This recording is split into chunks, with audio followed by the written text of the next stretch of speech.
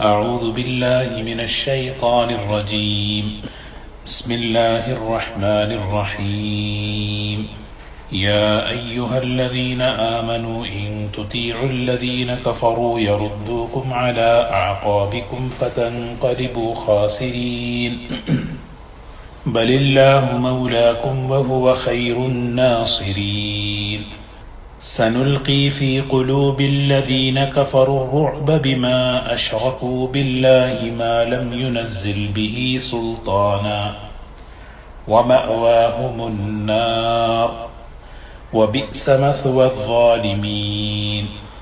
ولقد صدقكم الله وعده إذ تحسونهم بإذنه حتى إذا فشلتم وتنازعتم في الأمر وعصيتم من بعد ما أراكم ما تحبون منكم من يريد الدنيا ومنكم من يريد الآخرة ثم صرفكم عنهم ليبتليكم ولقد عفا عنكم والله ذو فضل على المؤمنين. إذ تصعدون ولا تلوون على أحد والرسول يدعوكم في أخراكم فأثابكم غما بغم لكي لا تحزنوا على ما فاتكم ولا ما أصابكم والله خبير بما تعملون.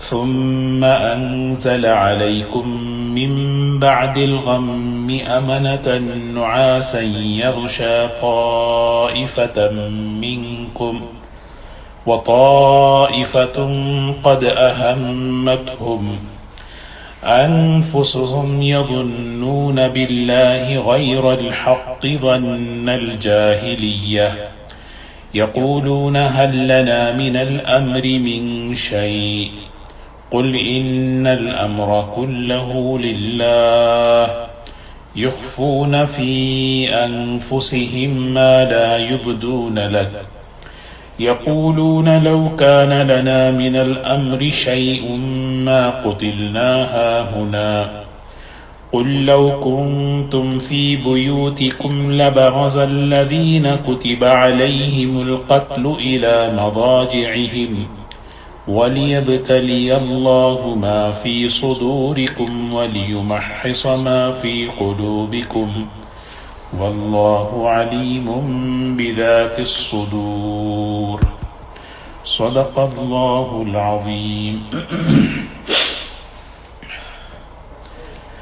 سورہ آل عمران کی یہ آیت نمبر 149 ہے.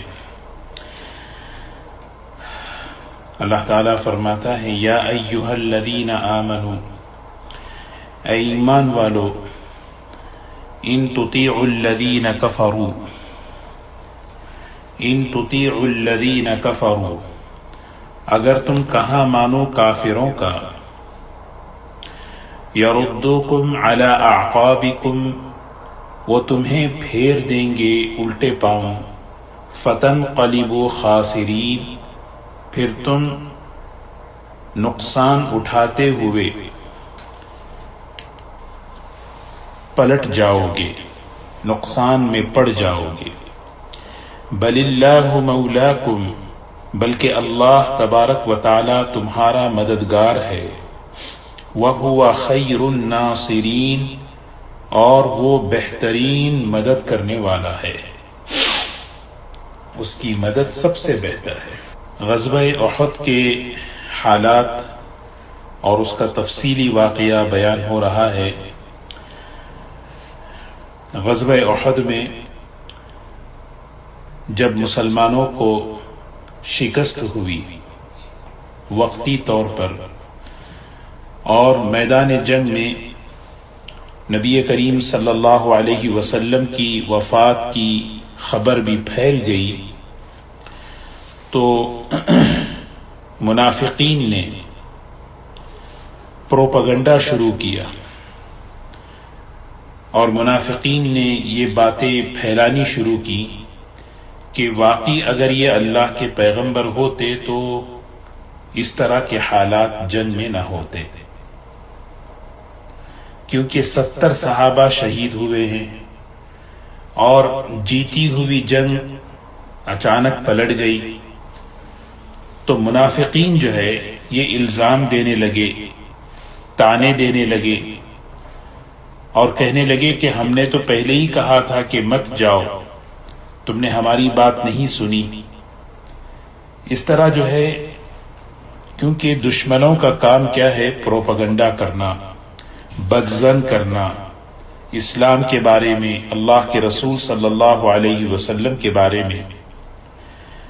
اللہ تبارک و تعالی جو ہے اس آیت میں خاص طور پر ایمان والوں کو اس بات کی نصیحت فرما رہے ہیں کہ جس طرح حضرات صحابہ اکرام دشمنوں کی باتوں کا ذرا بھی انہوں نے اثر نہیں لیا، اللہ کے دین پر جمے رہے، اللہ کے رسول صلی اللہ علیہ وسلم کی بات پر جمے رہے، اس طرح قیامت تک کے لیے یہ رہنمائی دی جا رہی ہے کہ دشمن ہمیشہ پروپیگنڈا کرتا رہتا ہے، افواہیں پھیلاتا ہے، بدظن کرتا ہے، لہٰذا تمہارا کام یہ ہے کہ اللہ کے دین پر جمو۔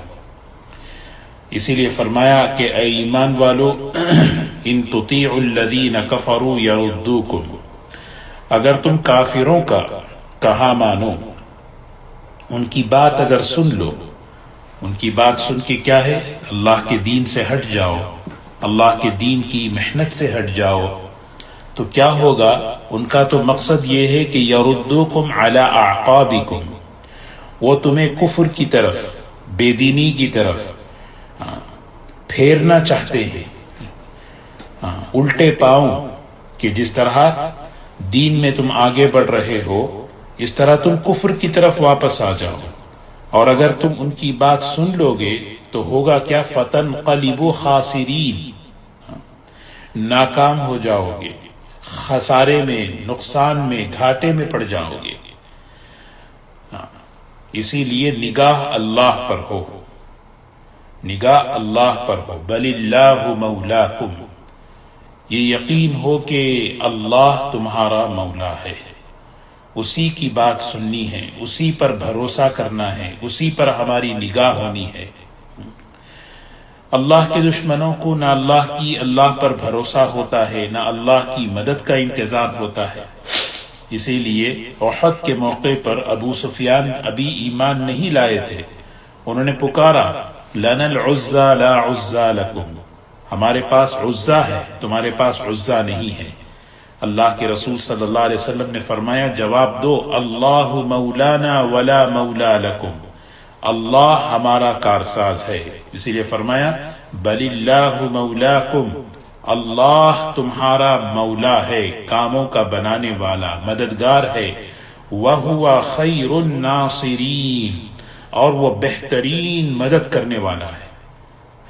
اللہ تمہارا مولا ہے، دوست ہے، بہترین مدد کرنے والا ہے۔ اس لیے ایمان والوں کو ہر حال میں صرف اور صرف اللہ پر یقین، اللہ پر بھروسہ، اللہ پر اعتماد ہو۔ دشمن مخالف کتنا ہی بدگمان کرے، کتنا ہی بدظن کرے، کتنی ہی تدبیریں کرے، لیکن اللہ ہمارا مولا ہے۔ سنلقی فی قلوب الذین کفروا الرعب بما اشرکوا باللہ۔ اب آگے اللہ تعالیٰ کی مدد کا واقعہ بتا رہے ہیں کہ اللہ کی مدد کیسے ہوتی ہے اور اللہ کی مدد کیسے اٹھتی ہے، کیسے آتی ہے اور کیسے اٹھائی جاتی ہے، کیونکہ اللہ ہی مدد کرنے والے ہیں۔ فرمایا سنلقی فی قلوب الذین کفروا الرعب، کافروں کے دلوں میں ہم ہیبت کو اور رعب کو ڈال دیتے ہیں، کافروں کے دلوں میں ہم رعب کو اور ہیبت کو سنلقی، ہم عنقریب ڈال دیں گے۔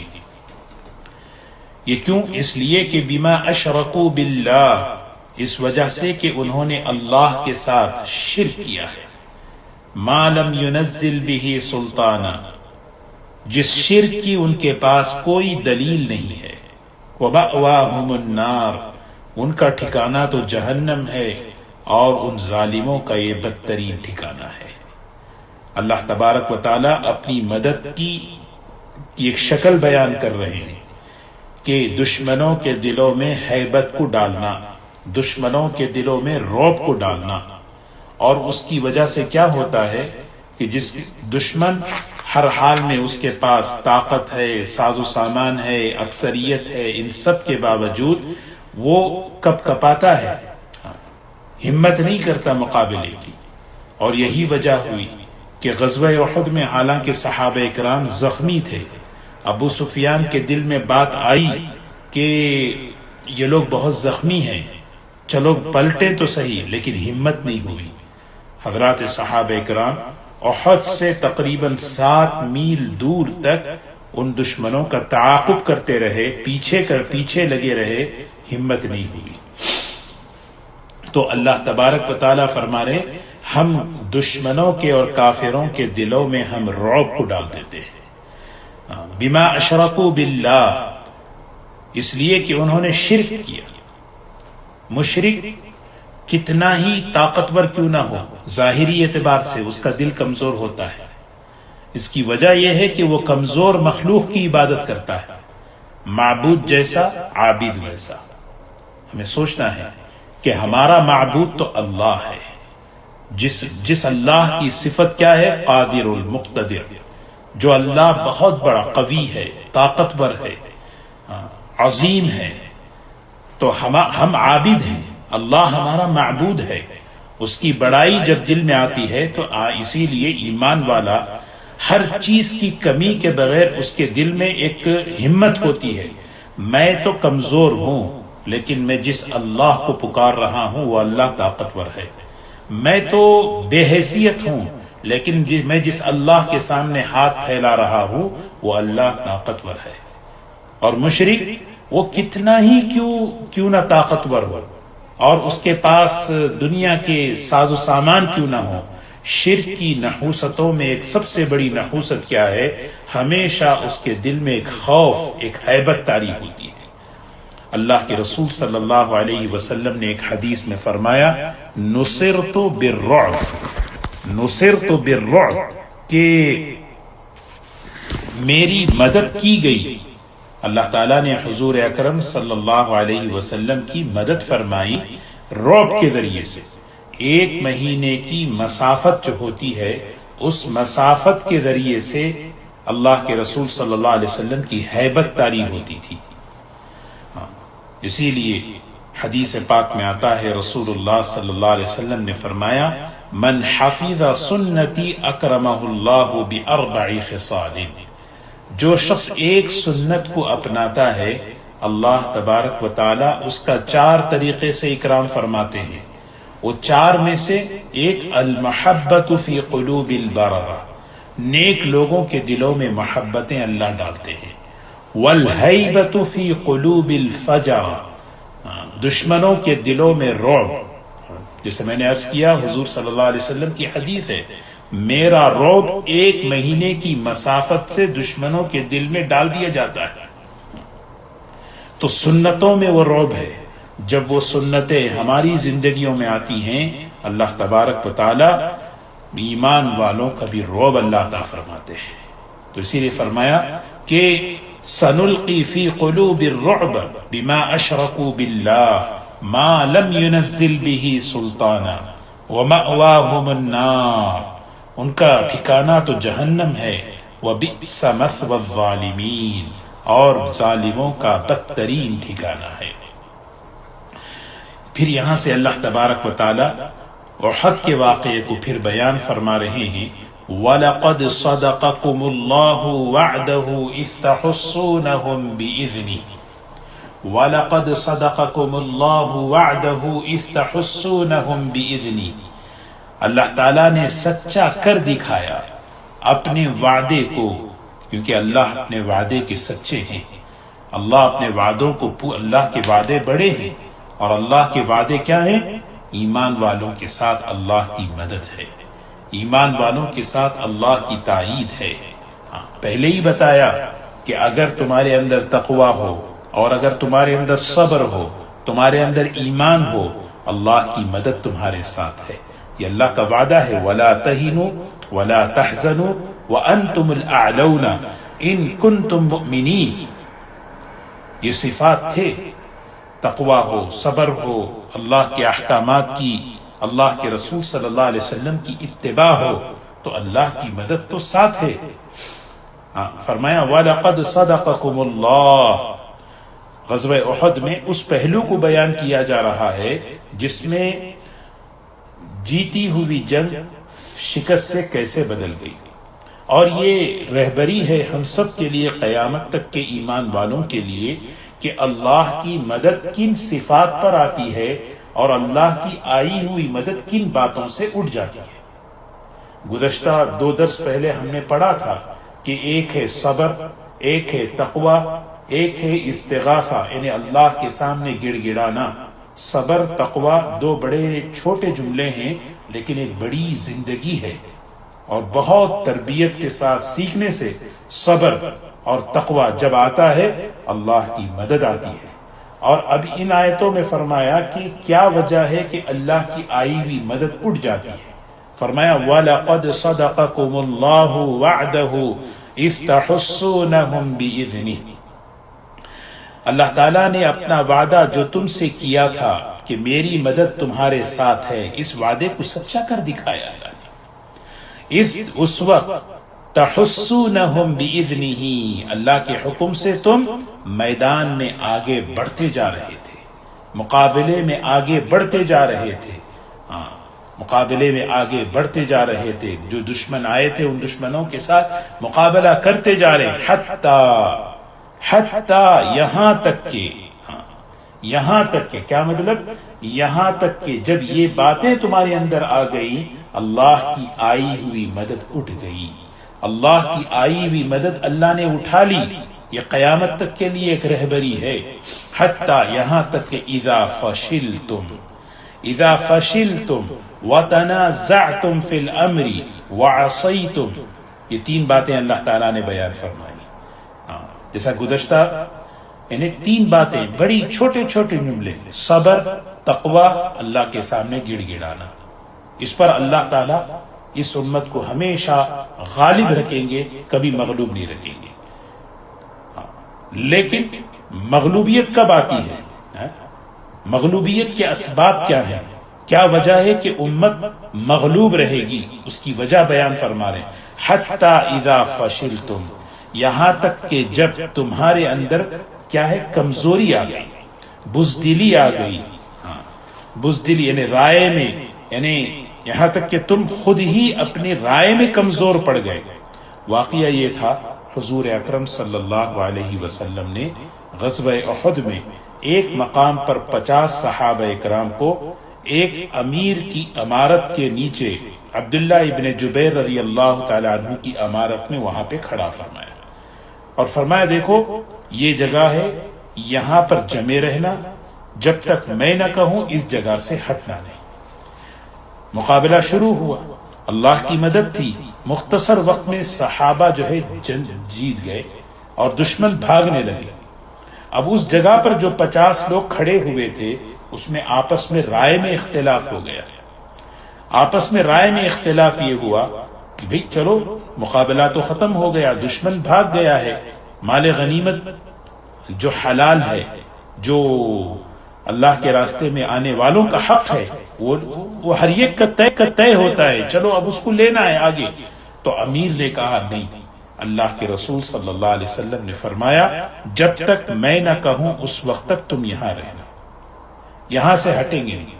تو لوگوں نے کہا اصل بات یہ تھی کہ آپ کے کہنے کا مقصد یہ تھا کہ جنگ جب تک مکمل نہ ہو اس وقت، اب تو ہو گئی ہے، چنانچہ یہ رائے میں اختلاف۔ امیر نے صاف کہا کہ دیکھو نہیں، اللہ کے نبی نے کہا ہمیں ہٹنا نہیں ہے، لیکن کیا ہوا، 50 لوگوں میں سے تقریباً 10 یا 11 وہاں رہ گئے، بقیہ سب کے سب نیچے اتر گئے۔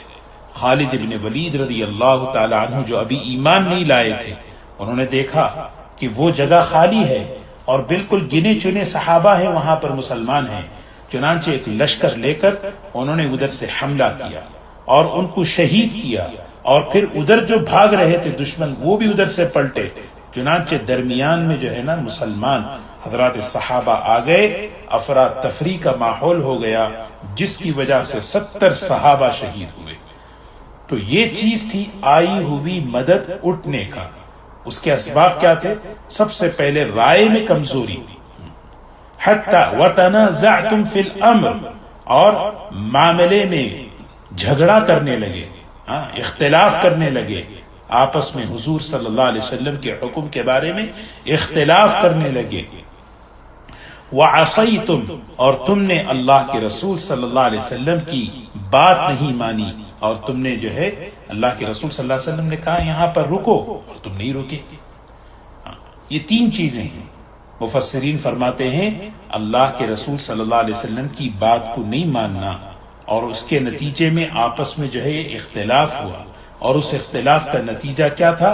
آپس میں رائے میں جو ہے نا کمزوری ہو گئی۔ یہ تین چیزیں جب ہوئی تو پھر اللہ کی آئی ہوئی مدد اٹھ گئی۔ حضور اکرم صلی اللہ علیہ وسلم کے رہتے ہوئے سوچیں، مجمع میں سے کچھ افراد اس اللہ کے رسول صلی اللہ علیہ وسلم کی بات پر، وہ اجتہادی خطا تھی، اس بات پر جو ہے آپس میں رائے میں اختلاف ہوا، اللہ کی مدد اڑ گئی، اور اس کے نتیجے میں کتنا بڑا نقصان ہوا۔ اللہ تعالیٰ اسی کو بیان فرما رہے ہیں، من بعد ما اراکم ما تحبون، بعد اس کے کہ تم کو دکھا چکے تھے تمہاری خوشی کی چیز، یعنی مال غنیمت۔ مال غنیمت یعنی لوگ مال غنیمت کو دیکھ رہے تھے، بھئی یہ سب چیزیں جو ہے اب ہمیں ملنے والی ہیں۔ منکم من یرید الدنیا ومنکم من یرید الآخرہ، تم میں سے بعض وہ تھے جو دنیا چاہتے تھے، اور بعض وہ تھے تم میں سے جو آخرت چاہتے تھے۔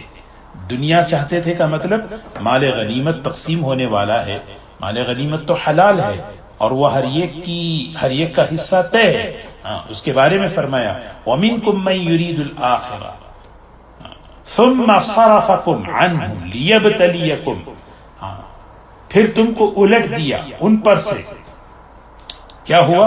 ثُمَّ صَرَفَكُمْ، کفار کو جو ہے نا، اب تک تم کو غالب تھے کفار پر، دشمنوں پر، اب وہ کیا ہوا؟ عارضی شکست، اور اس کی وجہ بیان کر رہے ہیں کہ یہ وجہ ہے، اس وجہ سے آئی ہوئی فتح بھی ہٹ گئی، شکست میں بدل گئی، اور آگے فرمایا یہ چیز بطور سزا کے نہیں ہے، امتحان کے طور پر ہے، لیبتلیکم، تاکہ اللہ تمہارے ایمان کا امتحان لے، اللہ تمہارے ایمان کی جانچ لے۔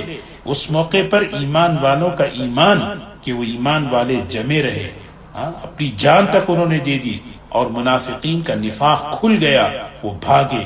وَلَقَدْ عَفَا عَنْكُمْ وَلَقَدْ عَفَا عَنْكُمْ وَلَقَدْ عَفَا عَنْكُمْ، اللہ اکبر، ثُمَّ صَرَفَكُمْ عَنْهُمْ لِيَبْتَلِيَكُمْ۔ حکمت اللہ بیان کر رہے ہیں، غزوہ احد میں مدد اٹھائے جانے کی مصلحت کیا ہے؟ سب سے پہلی حکمت کیا ہے؟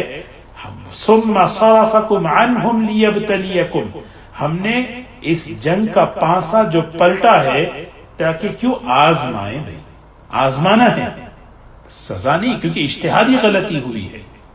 لیکن آگے فرمایا وَلَقَدْ عَفَا عَنْكُمْ، ہم نے معاف کر دیا، جو غلطی ہوئی اجتہادی طور پر اللہ تعالیٰ اسے بالکل معاف کر دی۔ اب کسی کو جائز نہیں ہے کہ اس چیز کو لے کر جو ہے حضرات صحابہ پر جو ہے انگلی اٹھائیں، حضرات صحابہ کی شان میں گستاخی کرے، کیونکہ حضرات صحابہ اکرام وہ تو معصوم نہیں ہیں، محفوظ ہیں، ان سے چیزیں ہوئی ہیں، تو اللہ تعالیٰ نے ان کی حفاظت فرمائی۔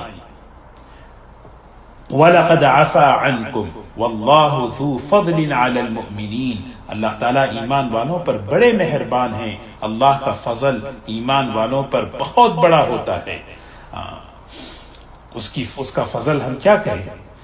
پھر آگے فرمایا اِذْ تُصْعِدُونَ وَلَا تَلْوُونَ عَلَىٰ أَحَدٍ وَالرَّسُولُ يَدْعُوكُمْ فِي أُخْرَاكُمْ فَأَثَابَكُمْ غَمًّا بِغَمٍّ لِكَيْ لَا تَحْزَنُوا عَلَىٰ مَا فَاتَكُمْ وَلَا مَا أَصَابَكُمْ وَاللَّهُ خَبِيرٌ بِمَا تَعْمَلُونَ۔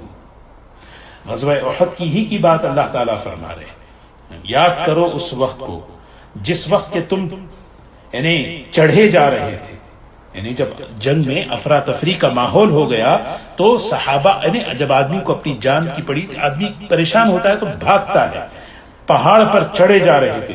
وَلَا تَلْوُونَ عَلَىٰ أَحَدٍ، اور تم میں سے کوئی پلٹ کے نہیں دیکھ رہا تھا، گھبراہٹ ایسی تھی کہ مڑ کر کسی کو پیچھے دیکھ بھی نہیں رہے تھے۔ وَالرَّسُولُ يَدْعُوكُمْ فِي أُخْرَاكُمْ، اللہ کے رسول صلی اللہ علیہ وسلم کی استقامت اور آپ کی ثابت قدمی دیکھیں کہ اس موقع پر اللہ کے رسول صلی اللہ علیہ وسلم اپنی جگہ پر کھڑے ہوئے ہیں اور بلا رہے ہیں، لوگوں کہاں جا رہے ہو۔ عجیب واقعات غزوہ احد کے اندر ہیں۔ اس سے پہلے کئی مرتبہ یہ واقعہ کہ بس 13 گنے چنے صحابہ رہ گئے تھے، اللہ کے رسول صلی اللہ علیہ وسلم کے دائیں بائیں حضرت طلحہ رضی اللہ تعالی عنہ کھڑے ہوئے ہیں۔ فرمایا میرا سینہ آپ کی جان کی حفاظت کے لیے حاضر ہے۔ حضرت طلحہ خود کہتے ہیں میرے جسم کا کوئی عضو ایسا نہیں جو آپ کی حفاظت کے لیے زخمی نہ ہوا ہو۔ اللہ کے رسول صلی اللہ علیہ وسلم پکار رہے ہیں، والرسول یدعوکم فی اخراکم، کہاں جا رہے ہو؟ پھر صحابہ سمجھے ارے بھی کیا ہو گیا؟ پھر اس کے بعد جو پلٹے ہیں، پھر اللہ تعالیٰ سے استغفار معافی ہوئی، پھر اس کے بعد اللہ تبارک و تعالیٰ نے مدد، اللہ کی مدد آئی۔ پھر فرمایا فَأَثَابَكُمْ غَمًّا بِغَمٍّ لِكَيْ لَا تَحْزَنُوا عَلَى مَا فَاتَكُمْ وَلَا مَا أَصَابَكُمْ وَاللَّهُ خَبِيرٌ بِمَا تَعْمَلُونَ۔ فَأَثَابَكُمْ غَمًّا، پھر کیا ہوا؟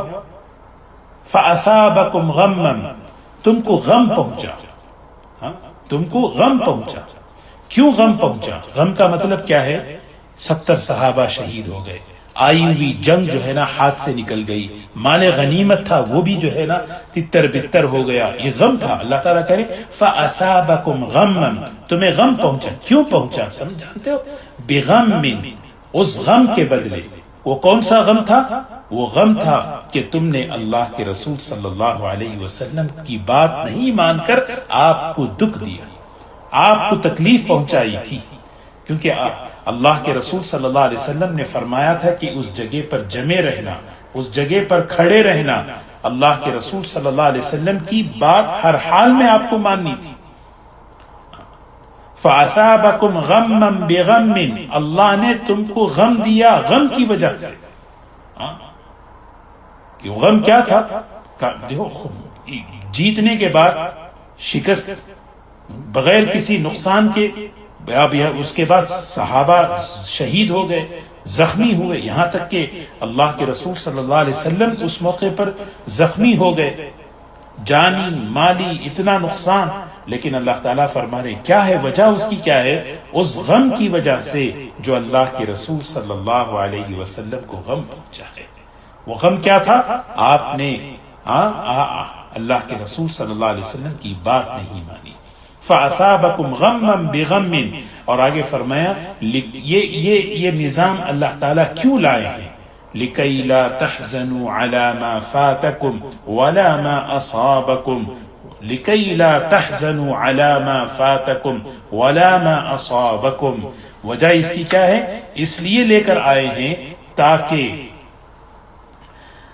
آگے کبھی بھی کوئی چیز ہاتھ سے نکل جائے تو اس پہ غم نہ کرو، اور کوئی پریشانی اور مصیبت پیش آ جائے تو اس پر افسوس نہ کرو۔ یہ بہترین زندگی کا اصول بتایا، ایک زندگی کا اصول سکھایا کہ دنیا میں رہتے ہوئے انسان پر حالات آتے ہیں، کبھی کوئی چیز چھوٹ جاتی ہے، کوئی چیز ہاتھ سے نکل جاتی ہے، یا کوئی آزمائش آ جاتی ہے، اس موقع پر غموں کو سہنے کی عادت، اللہ تعالیٰ سے عافیت مانگتے رہنا ہے۔ اللہ سے عافیت مانگے، لیکن کبھی کوئی دنیا ہاتھ سے نکل جائے، مالی اعتبار سے کوئی نقصان ہو جائے، یا کوئی آزمائش آ جائے، لِكَيْ لَا تَحْزَنُوا، اس موقع پر غم نہ کرو۔ وَاللَّهُ خَبِيرٌ بِمَا تَعْمَلُونَ، اللہ تبارک و تعالیٰ کو خبر ہے ان چیزوں کی جو تم کرتے ہو، اللہ تمہارے اعمال سے اور اعمال کیوں کرتے ہیں، کس غرض سے؟ اللہ ہر چیز کو جانتا ہے، ہمارے احوال کو، ہمارے اعمال کو، ہماری نیتوں کو۔ کیوں فرمایا واللہ خبیر بما تعملون، اللہ باخبر ہیں نیتوں سے بھی، عملوں سے بھی، عملوں کی غرض سے بھی، اور اللہ تعالیٰ فیصلہ اسی طرح اللہ تعالیٰ فرماتے ہیں۔ اللہ تعالیٰ ہم سب کو جو ہے اللہ کی مددوں کے ساتھ ہمیں زندگی گزارنے کی اللہ ہمیں توفیق نصیب فرمائے۔ یہ غزوہ احد کے واقعات چل رہے ہیں۔ آج کے درس میں یہی بات ہمیں سمجھنی ہے کہ دو باتیں، جیسا میں نے عرض کیا کہ اللہ تعالیٰ ایمان والا ہمیشہ یہ سوچے کہ اللہ کی مدد ہمارے ساتھ ہو۔ اللہ کی مدد کیسے آتی ہے؟ اللہ کے رسول صلی اللہ علیہ وسلم کی بات ماننا، تقوی ہے، صبر ہے۔ اللہ کی مدد کیسے اٹھتی ہے زندگیوں سے؟ جب ایک زندگیوں کے اندر اللہ کے رسول صلی اللہ علیہ وسلم کی اطاعت نکلتی ہے تو اللہ کی مدد اٹھ جاتی ہے۔ تو اسی لیے ہماری زندگی اللہ کے رسول صلی اللہ علیہ وسلم کے قریب ہو، سنتوں سے قریب ہو، ایک ایک سنت اپنی زندگی میں اپنائیں۔ اللہ تبارک و تعالی ہم سب کو عمل کی توفیق نصیب فرمائے۔ وآخر دعوانا الحمد للہ رب العالمین۔